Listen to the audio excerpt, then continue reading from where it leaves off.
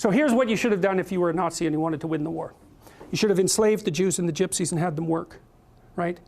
You should have had them work for the benefit of the victory, and then if you wanted to, you liquidate them afterwards. That's the logical thing to do if you want to win. And we assume that Hitler wanted to win. But that's not a very intelligent assumption. Why would you assume that? He wasn't exactly a good guy. So why should we assume that he was aiming at the good that he was promoting, even in his own terms, right? The glorious, everlasting Third Reich, right? That'll rule for 1,000 years and be a bastion of civilization and music, because that's the sort of thing he purported to be interested in. Well, so what do you do with the Jews and the Gypsies?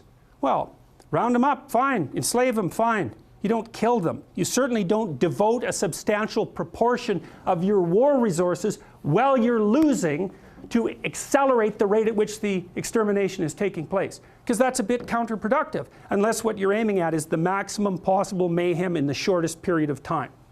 Well, so what happened as the Germans started to lose the war? Did Hitler lose faith in his own ability? No, he believed that the Germans had betrayed him with weakness, and so he was perfectly willing to accelerate the rate at which Germany was losing the war. And so when Hitler and his minions had the choice, here's the choice.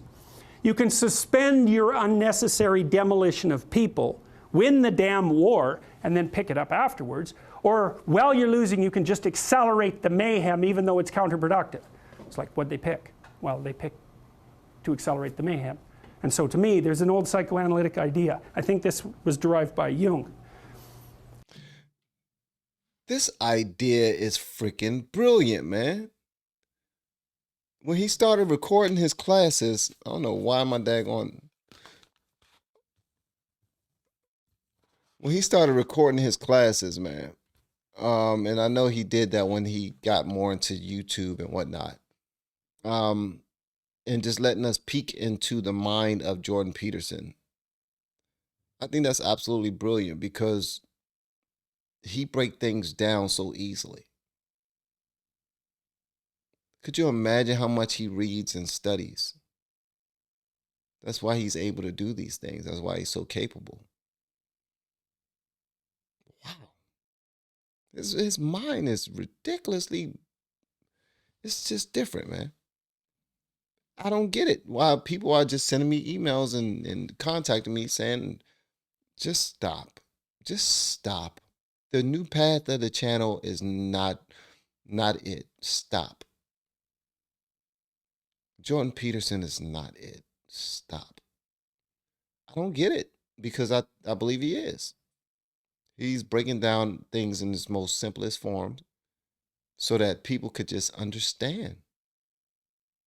People can learn from it. And people can apply these things to their daily lives. He's teaching you how to think in another way. I think that's dope. So to me, there's an old psychoanalytic idea. I think this was derived by Jung. If you can't figure out what someone is doing or why, look at the outcome and infer the motivation. If it produces mayhem, perhaps it was aiming at mayhem. Now, you have to use that dictum carefully. If someone's irritating you, maybe it's because you're irritable and you should sort yourself out, but maybe it's because they're actually aiming at irritating you. And that's the actual motivation. So perhaps not, but it's another tool in your analytical armament. So, and so you see, well, and this is the thing about warfare that's so interesting about because you can attribute it to territoriality. You can attribute it to a war for resources. That's what I would say, wretchedly simple-minded economists presume. People fight over scarce resources. It's like, hey, we're a little bit more sophisticated than that. And first of all, what resources are you talking about? The bloody Inuit had nothing. They lived perfectly well. What did they have? Snow and seal blubber. People can live in unbelievably deprived conditions. And so the idea that there are natural resources that we fight over because there's a shortage of them is a pretty oversimplified view of human beings. It's like, well, why do people fight? Well, maybe they fight sometimes for good reasons, but very, very frequently they fight for bad reasons. And those bad reasons are personal as well as sociocultural and economic. You know, if you were a Nazi prison guard, for example, whatever pathologies you were carrying around in your destructive little soul, whatever element of Cain was deeply embedded in you, had the opportunity to be manifest fully at every moment of your waking existence, right? You had these people who were completely beholden to you, with no rights whatsoever, to whom you could do whatever your evil little heart determined. Think, well, maybe that was a motivation for putting them there to begin with. And all the cover story about, well, we're trying to build the Third Reich and we're trying to stabilize the state and we're trying to do all these good things. Maybe that's just a cover story for the real motivation, which is nothing but what? The construction of death camps that killed 6 million people. How about that? And the obliteration of 120 million people on the planet, and the leaving of Europe in ruins. Maybe that was the motivation. Or are we going to attribute to Hitler the highest possible motives? Say, no, it's an archetypal manifestation of Cain. Now, he's going to put up a front that says, well, I'm your savior. It's like, well, destructive people think that Cain is their savior. I would have been lost in college.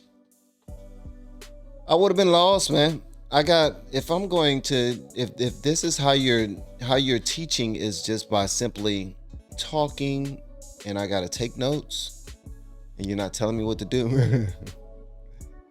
Man, I'm going to get my tail tore out when it comes to test time. But I might very well start to really understand the way that you're giving me the knowledge, and like, okay. It's like riding a bike at first. I was falling off at first. I needed somebody to help me at first. I needed training wheels at first. And then training wheels came off, and I started trying by myself, and I started going a little further and going a little further, a little faster, doing tricks.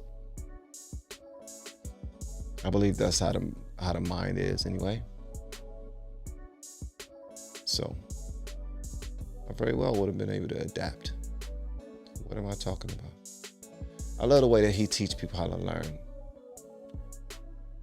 That's what makes people impactful. When you teach people how to learn. Don't just teach them. Well, so it's good to teach people, period. Some people teach people skills. Some people teach people by not doing, and you having to fill in the gap by yourself and make it happen. There's many ways to teach people. He actually teaches people how to learn. I'm with that. I like it. I want to hear what you guys have to say about this in the comments below. If you have yet to hit that subscribe button, please make sure you do so on your way out the door. Once again, guys, I am Van, and now we are all the LFR family. And I look forward to seeing you on the next video, hopefully inside the Patreon as well. If you want to order a request and you want it to go in front of everyone else's requests, please do me a favor and go to www.lfrfamily.com and do so. I look forward to seeing you on the next video. I love y'all, man.